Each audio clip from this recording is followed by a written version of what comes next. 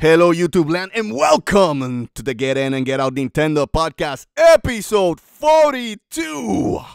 I am your host, Dantes, and joining me, like always, Caliones. How you doing, Caliones, in this beautiful night? Hey, how you doing, Dantes? How you doing, everybody? And of course, the thumbnail I already gave it up. We're gonna be talking about a couple of different news, but mainly about the Nintendo Labo. I haven't really had a hands-on with all of them yet, but it's we're gonna be discussing what we have so far. And Dantes, you had a pretty good idea of what was happening, and with your son building as well. So we're gonna give it our first impressions of it, and of course, we're gonna tackle this maybe next week or the week after when we have the full grasp of all of them. But right now, we're gonna talk about our first impressions and what we see that is great from it, and if we have any concerns about it as well. So Dantes, go ahead and take it away. Let's do this because today's we're pumped. Many of you guys don't know this, but we're close to our 1 year anniversary of this channel. That's going to be, I believe, April 24. So we're like 3 days away for the anniversary. So Caliones will do something, celebrate on Wednesday maybe, since it's our next, maybe like a Shane of Teen or something like that. Yeah, so there's going to be maybe some changes. Maybe we update our logo for the Get In and Get Out Nintendo podcast because you guys may not know this. This was our first show when we started a year ago. Now we're in 621 subscribers. So we really appreciate that in 1 year we got to that mark. We were not expecting it, honestly. Caliones and I, we were just hoping to get to 500 by the end of this year. But I do believe a mix of, this podcast with streaming Wednesdays and Xenoblade Mondays has really helped, increase the subscribers on this channel. And we really appreciate it, guys. So anyway, with that said, let's do a rigmarole before I keep kissing your guys' ass. But let's do a rigmarole. I want to welcome everybody to the Get In and Get Out Nintendo podcast, episode 42, right here at the Forcing Unison Gaming channel. Please remember to subscribe, like, and comment so you can make these two crazy MS happy. Also, remember, if you don't want to see ugly faces, it's all good. We got a solution for you. Go to SoundCloud and iTunes and download this podcast for free, Caliones. Rate us over there so you can show up some love. Also, remember, we do have a Facebook page. Once in a while we visit it, so go find us over there at 14 Unison Gaming. And finally, and Dantes says finally, go to chiguerosnews.com and give some click and love to my boy Caliones. With all that said, are you ready, guys? I said, are you ready? For the no one in attendance and the 9 people watching around the world, let's get ready for Reggie's Hot Topics of the Week. My body is ready. My body's ready. Caliones, what is the first topic of the week? Okay, so of course it's gonna be the big one. It is the big release. Yesterday, Nintendo finally released the Nintendo Labo not to the world because it still hasn't released in Europe. It's going to be the 27, I believe, but here in the US and Japan, so it is out. People can go and get it. They have the two kits, the 1 and 2 labeled, so that tells you that they're going to have more. But they're out in the wild. We've gotten them, and we've had some experience on the hands-on when it comes to it. So Dantes, so far, what has been your impression with the Labo? What do you think about it? Do you have any concerns? And this is something that we were talking about before starting here. So we're going to share it with you guys and see if you guys believe about the same thing, or if you think we're exaggerating on when it comes to certain things. So go ahead, Dantes. So right now I'm showing my son's video he did for his channel. So if you guys want to go and subscribe, Dantes the Gamer on YouTube, go and subscribe. Again, I repeat, Dantes the Gamer. Here right now we're showing the fishing mini game. So you guys can see how my son himself, which is the interesting, he built it himself. He did follow the instructions. He did not ask for help. I wanted to see, and I kind of forced him to do it that way because it really, to me, the goal of this is for kids to be able to do it themselves and learn how to build themselves.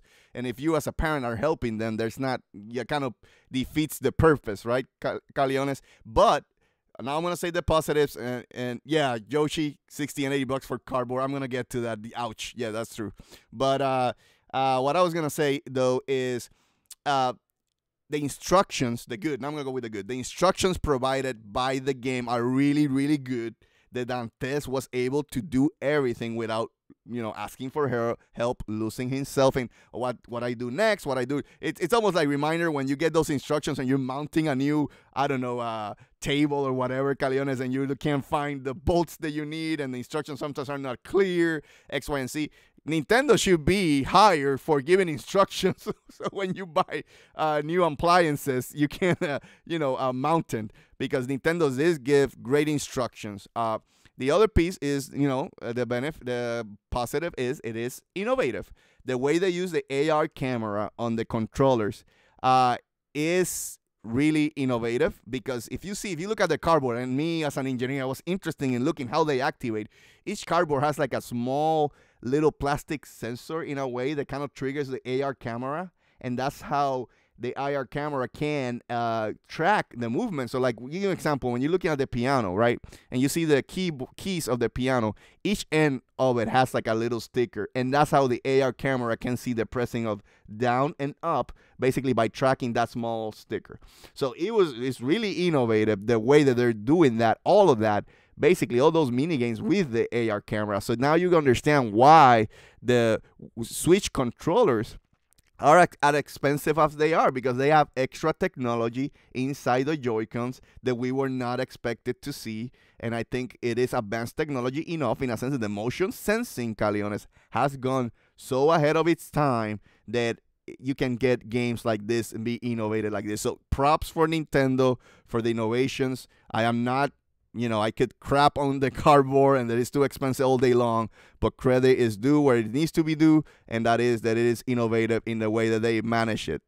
Okay, that's the good. Now let me go to the bad.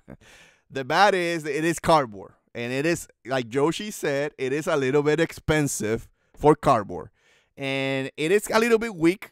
Even when Nantes was setting up the fishing, a cardboard broke, right? So we had to tape it back down, so we were to fix it. So we did we fixed it, but it's cardboard, Caliones, and it's easily breakable. I would have wished that Nintendo would have taken this a little bit ahead and used what we call there's a plastic that is flexible.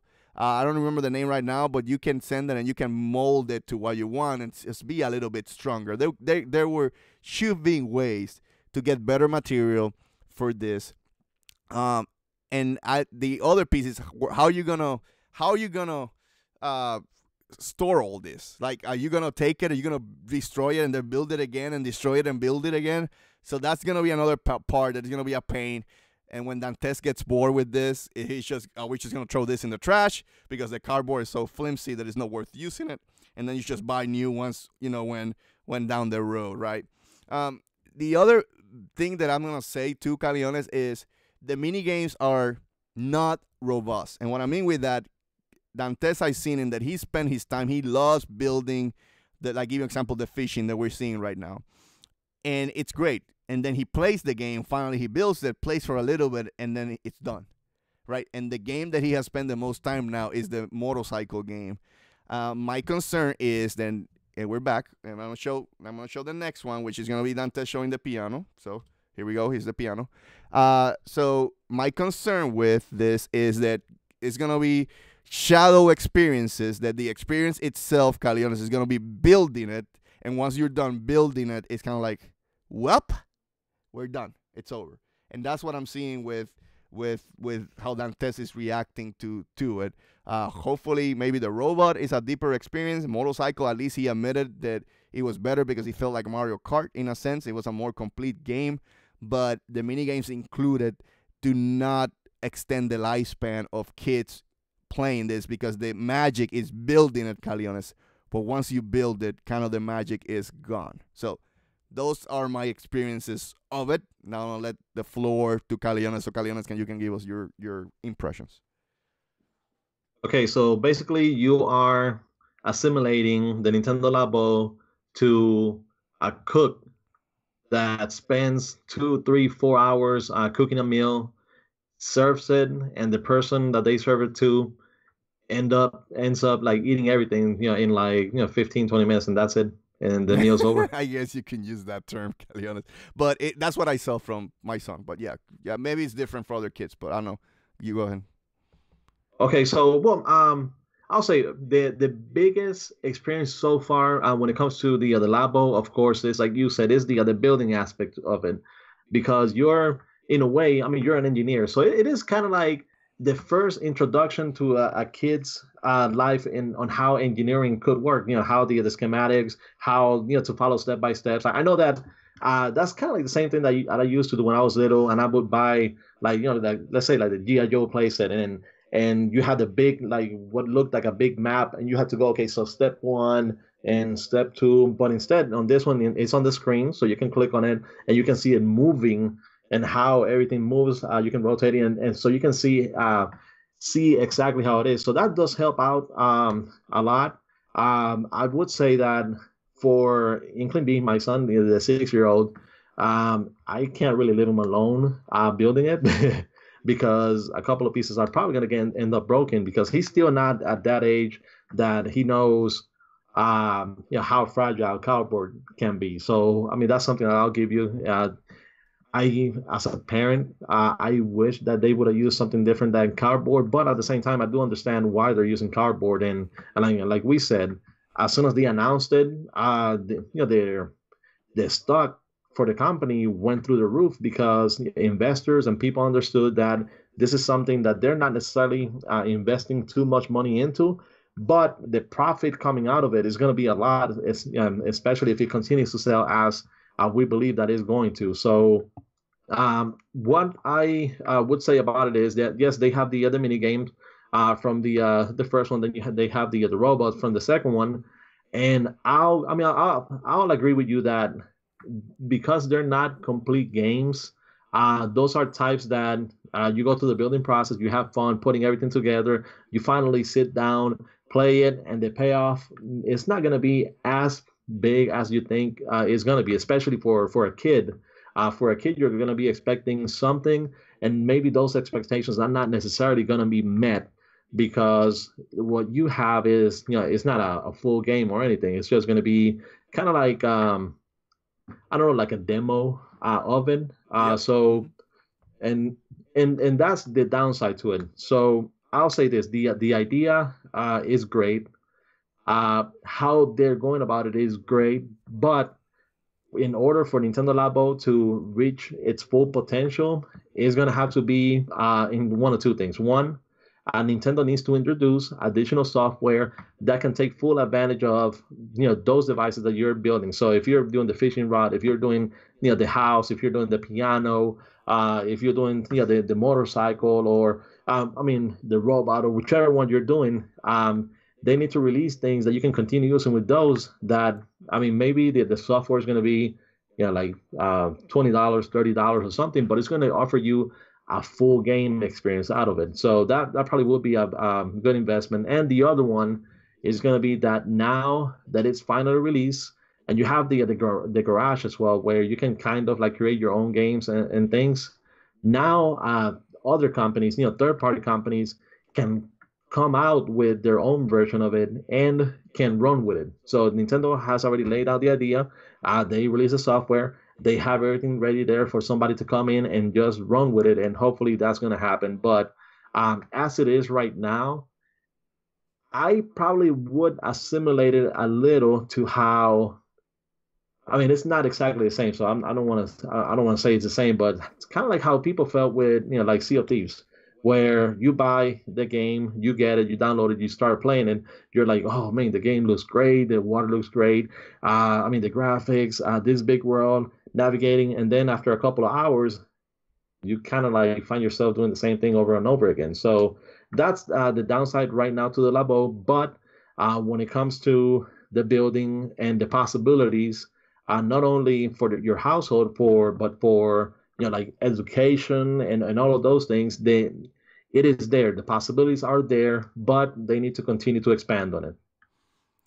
Okay. I agree. I think we're kind of aligning on our impressions, honestly. So it's it's weird because I thought that I was gonna be more of negative, but you're kind of landing in the same spot with me. So it just shows you there's potential. I guess we both saying there's a lot of potential. The only other hit that I'm gonna give to it's the price. It's like again, Joshi said early.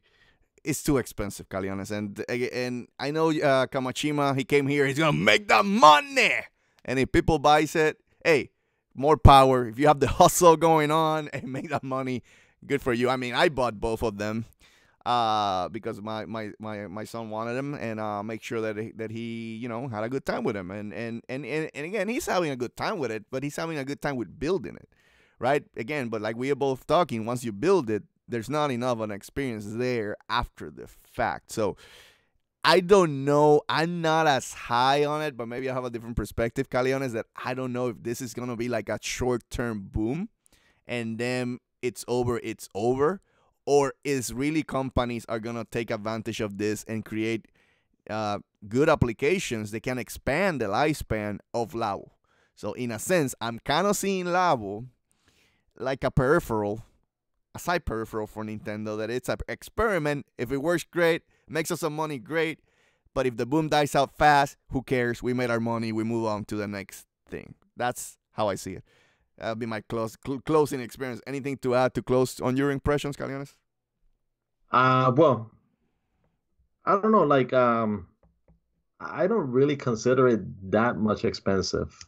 I know that it is cardboard, but I mean, you're getting cardboard, but you're also getting the software that comes along with it. So you got to count that in there. Also, you have the garage where you can build and create your own. I mean, your own ways to to play it. So, for example, like one of the ones that people probably would have seen is if they saw the Nintendo YouTube video with Bill Nye, the science guy.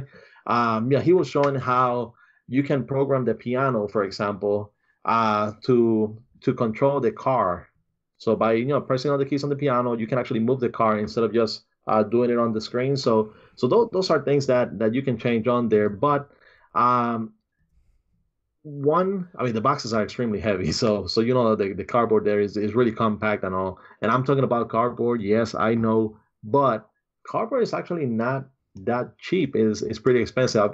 I've been talking with a couple of the people on here on the chat and saying that, I mean, if you go to places like Office Depot, Staples, and those places, the cardboard is not cheap. I mean, you still got to pay for cardboard. I know that you see cardboard pretty much everywhere, so you kind of like take it for granted, but it is not exactly cheap.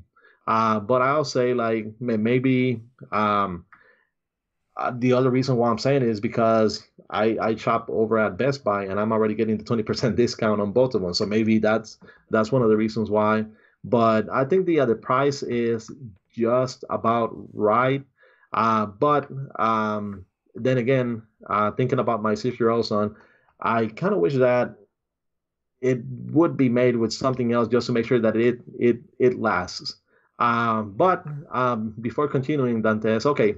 So this is a question that I posed to you already, and for people that are considering getting it, that if you haven't gotten it already, one of the things that that you have to think about is, okay, so you open the box, you take it out, you build all those pieces.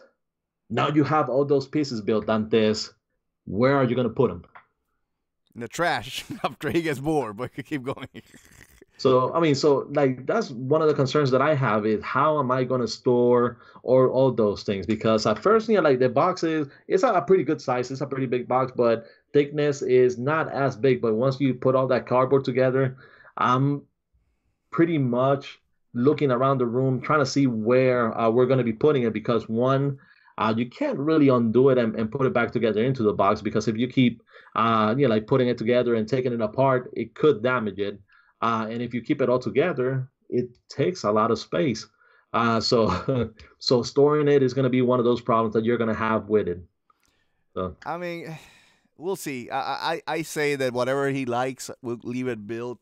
And if there's a couple that he doesn't like at all, we just throw it in the trash. And if someday he wants to play it again, we just buy the cardboard again, which sounds stupid. But, I mean, space is on a premium. In a house, space is at a premium. So, I don't know. We shall see, Caliones. We shall see. But, anyway, let's move on. I think we're good. I think our impressions are pretty similar. I'll let Caliones, once he plays more, he'll probably give a full-on review. But as of now, let me just say there's 2 products came out that day. And the other product is keeping me really busy right now. And the other product is keeping my kid really busy, which is the right way. Gaming is all about, and I knew Caliones thought that I was going to say something else, but no. Gaming it's all about years of all I know is that whatever you're gonna say it tomorrow over at Force Innocent Live, which is gonna be at 9 p.m. Eastern time, 9 p.m. So tune in, and he will be talking about that other game, that came out the same day. But I was gonna say gaming is through all the ages. You can see where Nintendo was heading with the Labo, and you can see 2 different strategics on both companies. Both companies are, I think, cornering the market on those areas. Let me put it that way. But anyway, with that said, Caliones, let's move to the next hot topic, because it is a hot topic, and I'm going to have to put some foot to asses on some fanboys, because this week there was a lot of fanboys action on all of them. I'm just saying, Nintendo fanboys were active. Xbox fanboys were really active, and Sony fanboys were really active with the Edge score, which I was laughing my ass off. But anyway, with that said, Caliones, let's move to the next piece of news. Okay, and going over to the next piece of news, and you're gonna have to help me with this one, so I get accommodated on which one. So of course, the first one we're gonna be talking about is the Labo. He showed the footage about his son building it. Oh, then after that one, let me sideways quickly on that one, and then we can jump to Dark Souls. But it was just the news. The next news was that the schools are asking Nintendo to see if they can use this product as a school tool, which is good news for Nintendo, and maybe Nintendo could corner the school market in that way. Well, yeah, go ahead. And actually, I was one of those people that approached Nintendo about getting this product and introducing it over to our school. So what we hope for, and we were already contacted by one of the Nintendo of America people. They're talking to us, and we have a conversation open about taking this over to the Board of Education and my daughter's school, because she's also interested about taking it over to the school to see how it can be applied, and any assistance that they can bring as well, be it pamphlets, marketing material, whatever. But it's really interesting because I know you have robotics, you have Minecraft used in schools, you have Legos used in schools as well. And we believe that Labo is something that could be used as well. So, we'll see how that goes, and we'll keep everybody updated. Depending on how the conversation goes. Exactly. So I apologize, Caliones. I forgot about it. Was the 2 news together, so I apologize. But now we go to the sad news. Go ahead, Caliones. Okay, and going over to the sad news, and this is that, and I was disappointed. Dark Souls Remastered, or the Nintendo Switch version. The Nintendo Switch version only has been delayed. And they said it's going to be sometime this summer. Not only was the remaster delayed, but also the amiibo figure. So we won't be able to praise the sun on May 25th. We're going to have to wait until the summer.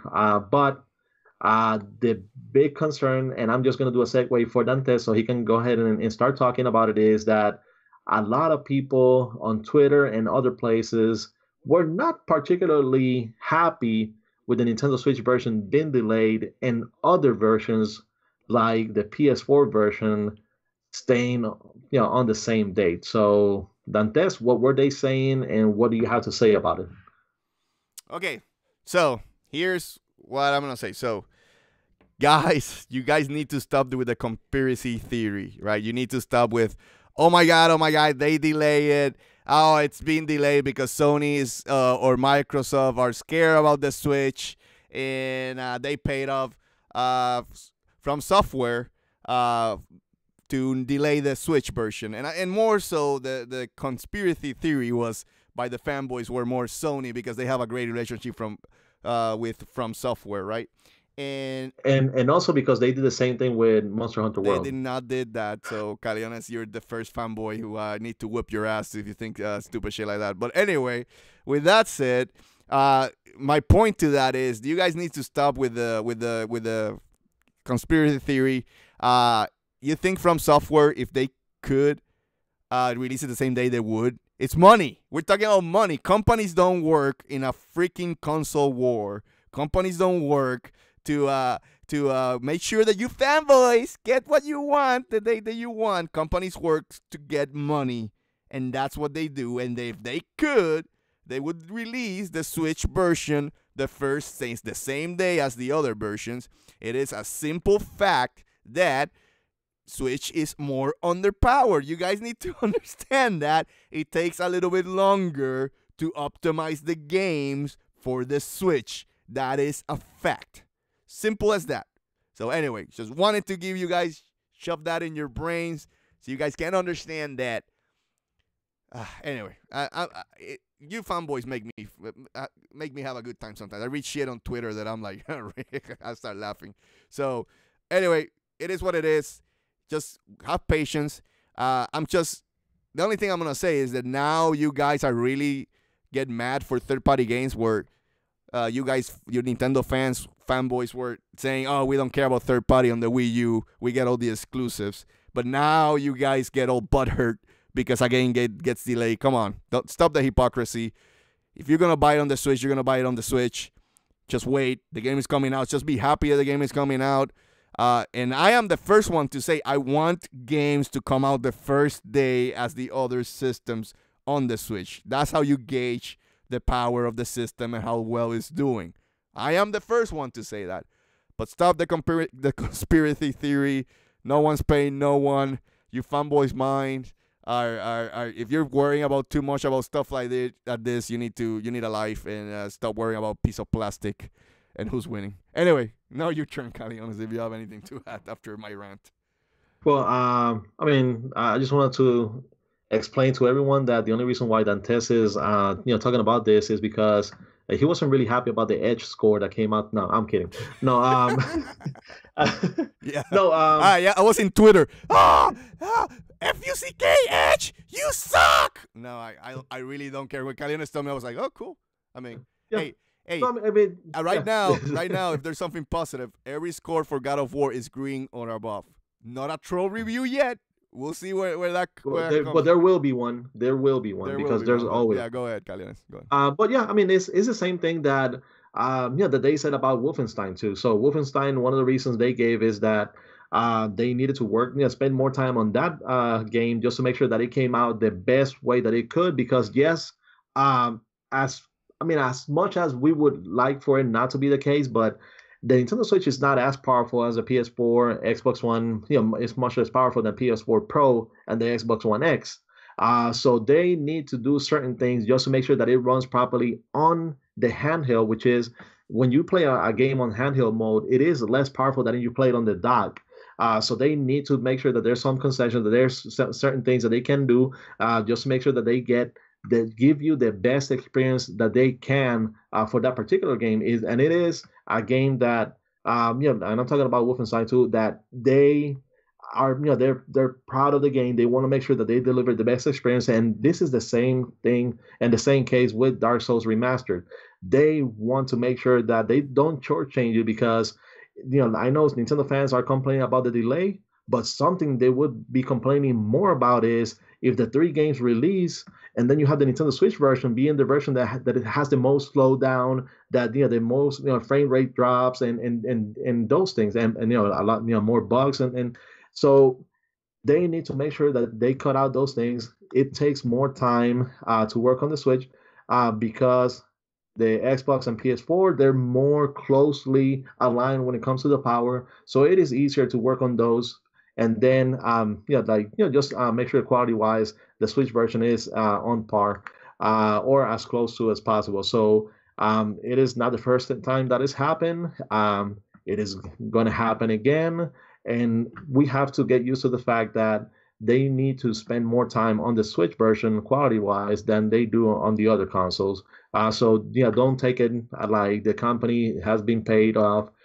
Don't take it like they don't really care about us, because Dantes can attest to companies above all else, they want to make money.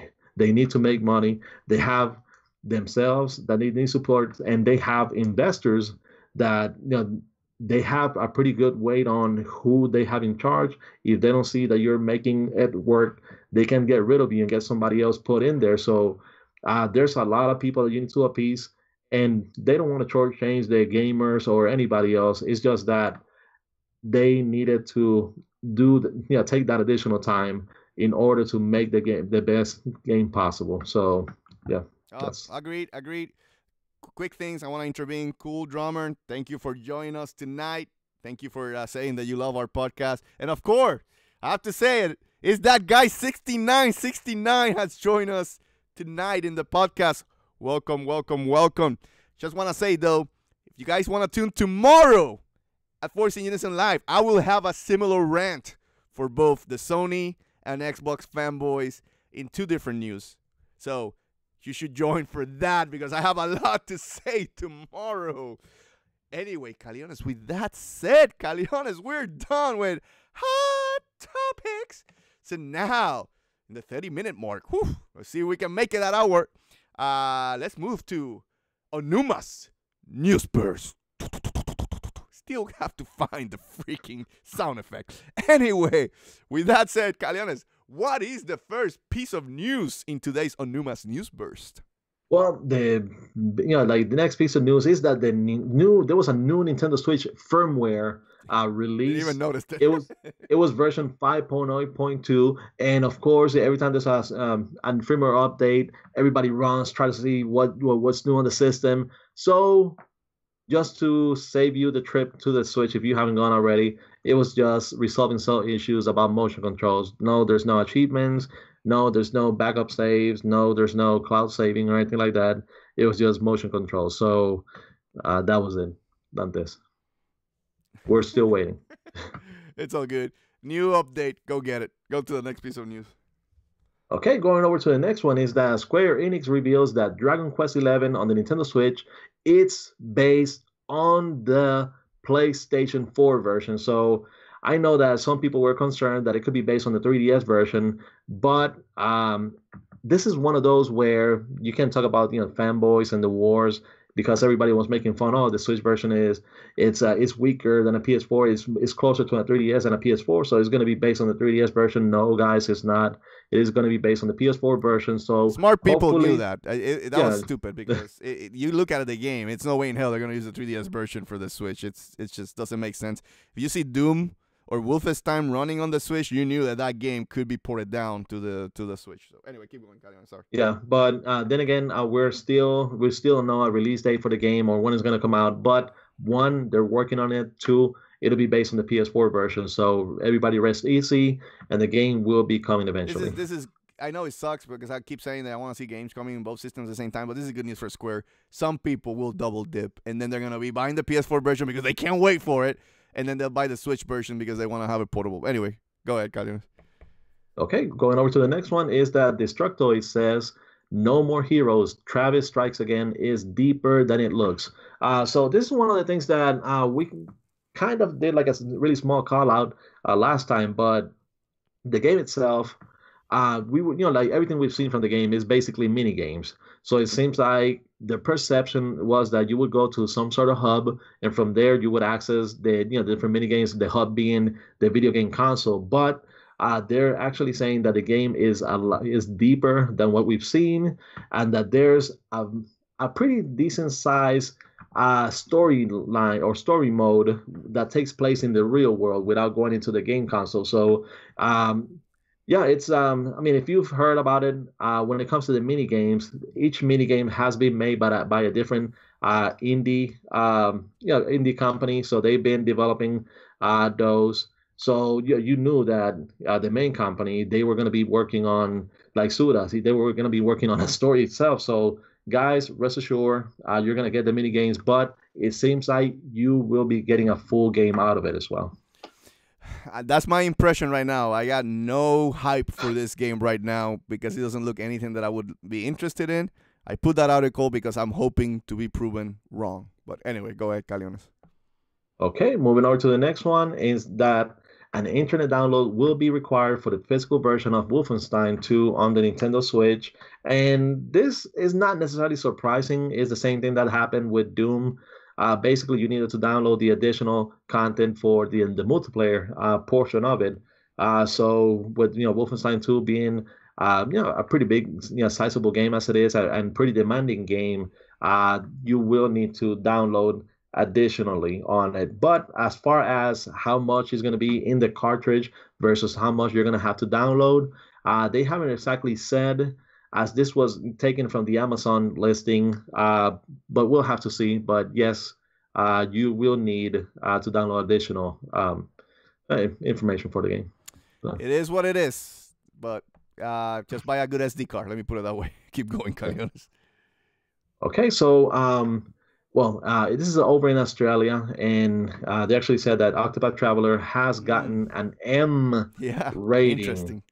So, I mean, like, we know that Australia, with their rating system, they're a little more... Yeah, a little bit more conservative, but still kind of dictates that this... That's what I was interested in when I read this news. I was like, it's good to talk about it because it seems like Octopath Traveler, even with the cute graphics, if you want to put it that way, or the old school graphics, it's going to have really mature themes, and it gets me excited, Caliones. This RPG could be surprising a lot of people once you play it. I mean, like, let's go ahead and take back to some RPG, like one RPG that kind of looked like it, even though it was like years old. So let's take Final Fantasy VI. What was one of the first things that happened in Final Fantasy VI with Kefka? What did he do? Oh, spoilers! He destroyed the world basically, but he put poison in the water of Cyan's hometown and basically killed the wife and daughter of Cyan. So yes, that's one of the biggest moments, I would say, in video games history, and show how Kefka was gonna be he's almost kind of like the Joker, where you don't know how much background why he's so crazy, but he's just crazy and kills people. But anyway, yes, that's the I'm guessing the moment that you were saying, right?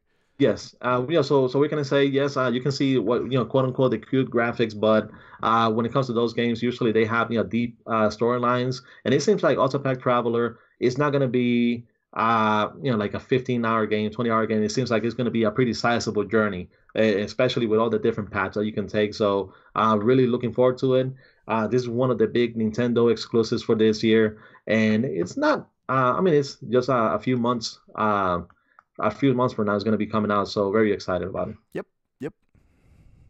Okay, going over to the next one, and this is that Platinum Games would like to bring the Wonderful 101 to the Nintendo Switch. So, hey guys, wait! If you haven't played Final Fantasy VI by now, don't come and kill me right now if I spoil anything. That game is like 40 years old. I'm joking. I don't know how old is it, but it's pretty old.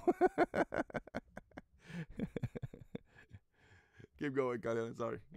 The game is actually 23 years old. Yeah, I was just exaggerating. I mean, it feels like a long time ago when I played that game. I was just a young lap. Anyway, go ahead, Caliones.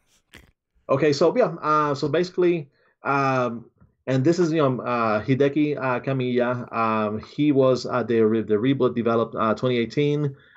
There was a portion on it that he asked the fans if they had played Wonderful 101. The translator then translated into basically asking if you guys want to see Wonderful 101 on the Switch, please applaud, and the entire room erupted in clappers. So people want to see Wonderful 101. Kamiya has been asking Nintendo for it, and to see if there's a way that they can go ahead and re-release it on the Switch.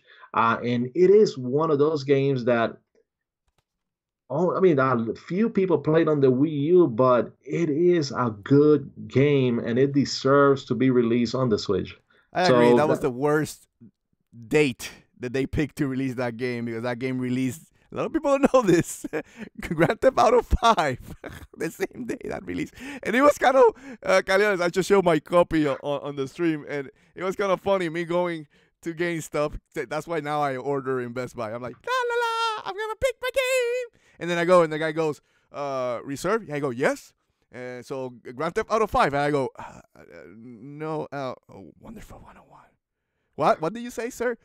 Wonderful 101. Can you repeat that louder? Wonderful 101, man. And everybody's looking at the room like, what in the hell? What the hell you this nerd? Anyway, so it was a little bit uncomfortable, but it is the worst date that they could pick to release this game. And I'm hoping, because it is a good game, like Aliona stated, I'm hoping that it gets second life with the Switch. We shall see. I mean, if there's, I mean, all five of you that still have the Wii U, the demo is on the eShop, so you can still download the demo. You can play the game and get a good idea of what the game is.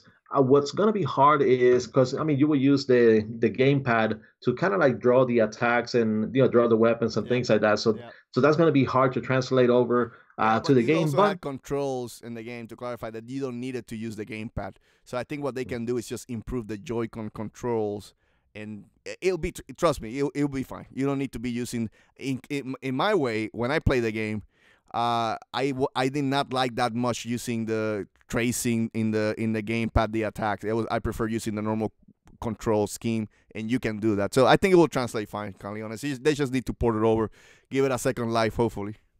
But yes, Nintendo, we want the Wonderful 101 on the Switch. Please. Yep. Okay, but I think that's enough begging for now, so I'm going to move on to the next one. Yeah, and this is not port begging. It is a Nintendo game. Go ahead. Well, I mean, it's still kind of still port begging, but within the company. It's keeping it in the family. Keep it in the family. Go ahead, got it. Okay, so we have NBA Playgrounds 2 has been confirmed for the Nintendo Switch. So the first one when it came out, it's a pretty good basketball game. It's like a throwback to the NBA Jam games. The Nintendo Switch version had to wait a couple of weeks before they could get the online added to it. So that took some time. But the new game, that has been announced, it promises a roster of over 200 players, both current players and all-timers as well. So it seems like it's going to be bigger than ever. And it's still going to keep the same arcadey type style. So good news that the game franchise has been enjoying good sales, and they can continue with more sequels. Agreed. Okay, then we have the other one where I can't really say for myself if I played it before. I don't know if you played it or if you want to talk about your experience. If you did, because if you played it, but okay, let's go ahead with the news, and we're going with a quick story because you younglings probably don't know what happened in the middle of the 90s where gaming was being attacked by the government for the mature content. We had to save the kids. So anyway, go ahead, Calion, and give the news, and then we'll go back with the story. Yeah, so pretty much what's happening right now with violence. It was happening before with exposure of people's. Just give the game title. Come on, just give the game title. Well, we're talking about Night Trap. The Night Trap has been confirmed to the Switch, and I can say from one of the people I've talked to, even the FMVs, the cinemas, actually do look better on the Switch version. So it means that it has some sort of remaster. So you've been researching this game. As a writer, I have, because I wrote, sure, as a writer. You guys believe that BS? Anyway, why is Night Trap? It's a big deal. So Night Trap was an old Sega Genesis CD game.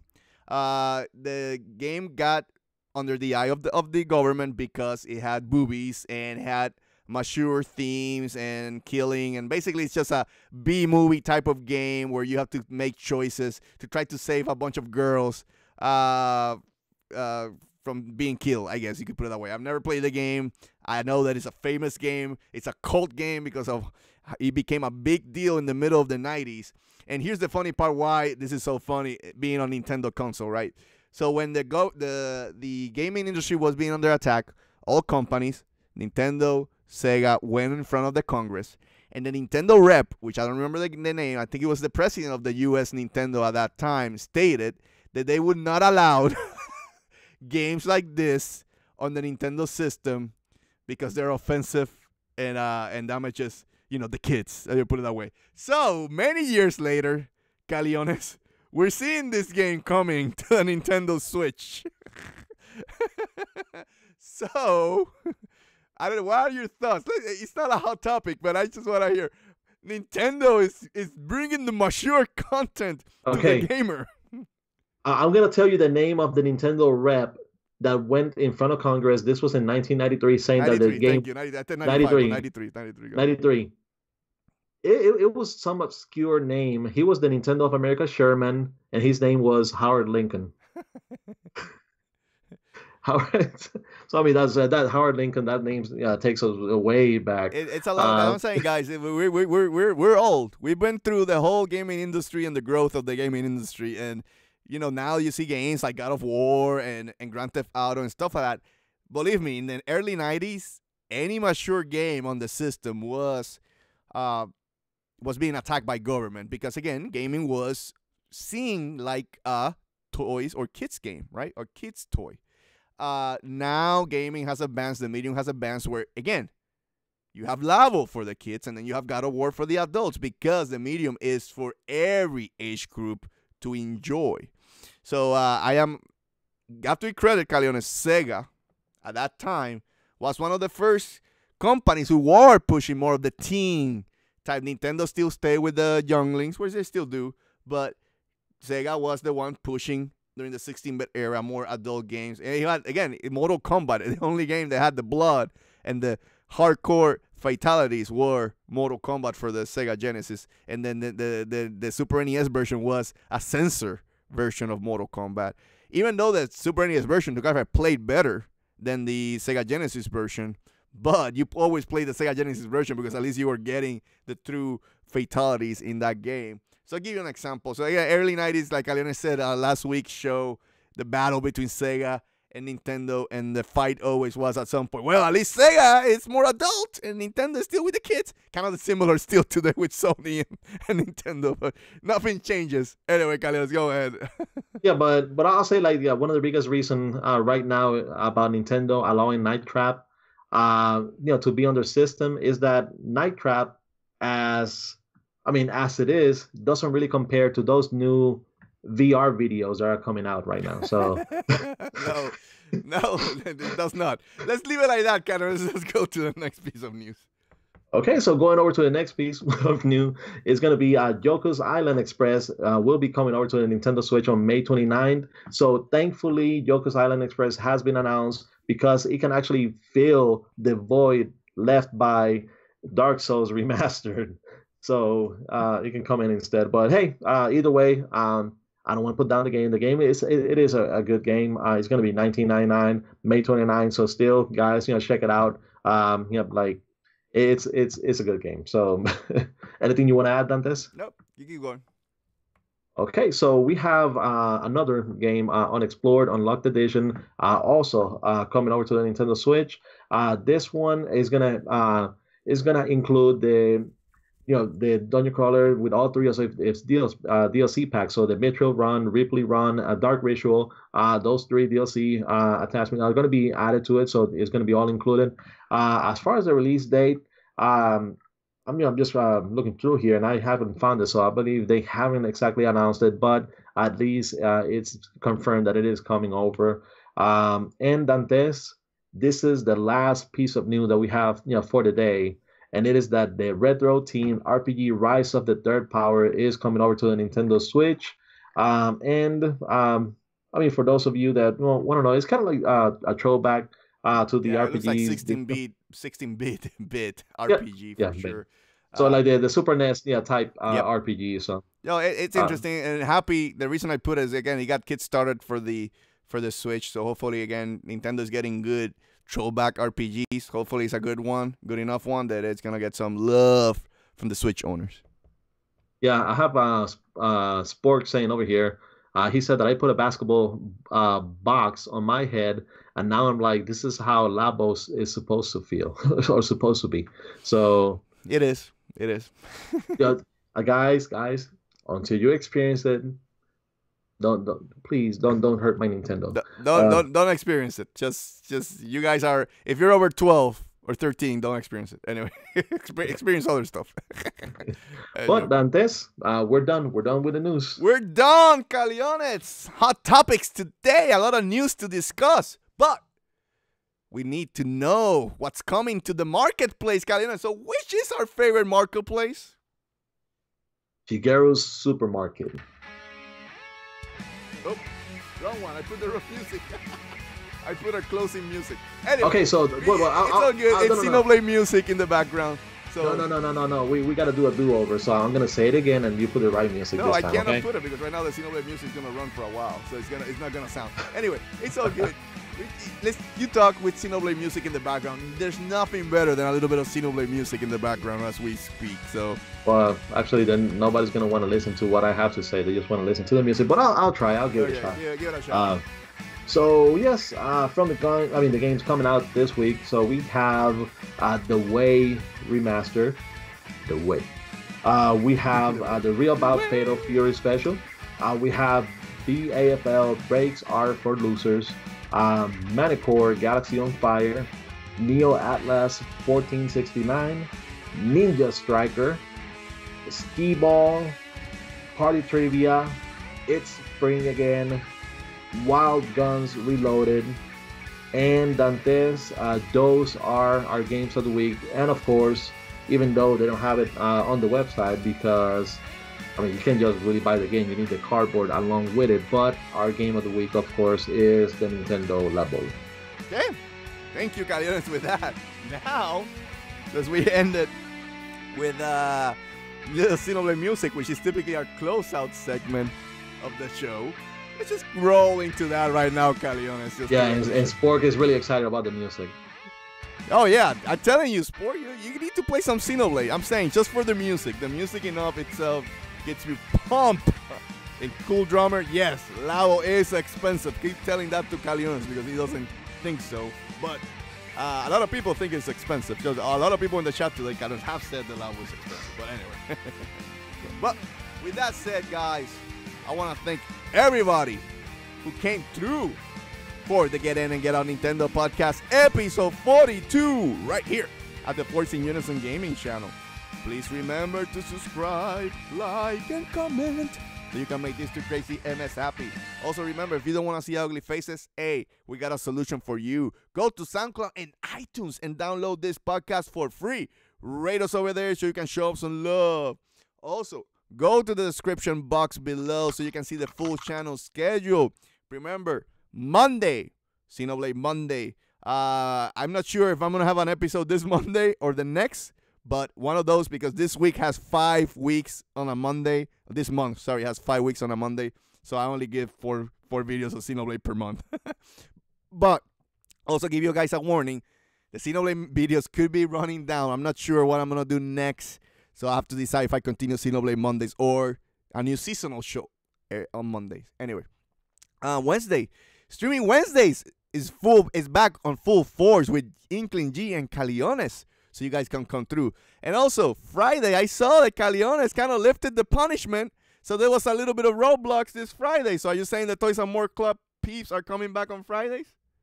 Well, it all depends because, I don't know, maybe not Roblox. I don't know, like Inkling G, she is on the chat so she can say, what game, because it's her choice. Well, I'm not pushing anything. No, I'm not saying, I'm just asking if Toys and More Club is coming back on Fridays. Well, Toys and More Club, what game do you expect to be playing this week on Friday? Because it is your choice. So go ahead and tell everybody no more Roblox streams. So it's going to be something else. Maybe it's going to go back to Minecraft. Maybe, I don't know, like, it's totally their choice. When they play Fortnite, that was their choice as well. So guys, since you're there, tell Toys and More Club what games would you like to play on Friday. They're saying PUBG. Okay. I mean, we'll leave it. The important part is that now we're back to Fridays. Toys and More Club is back playing some games, so you guys can come through and enjoy that. And of course, over the weekend, Saturday, the Get In and Get Out Nintendo podcast, and Sunday, remember Sunday now, not Tuesday, Sunday, we'll have Force in Unison live, and tomorrow it's gonna be hot. There's a lot of good topics tomorrow, Caliones. Anyway, also, we do have a Facebook page called @Force in Unison Gaming. And finally, and Dantes says finally, go to Chigerosnews.com and give some clicks and love to my boy Caliones. With all that said, Thank you again for joining us. Long live Nintendo. See you guys.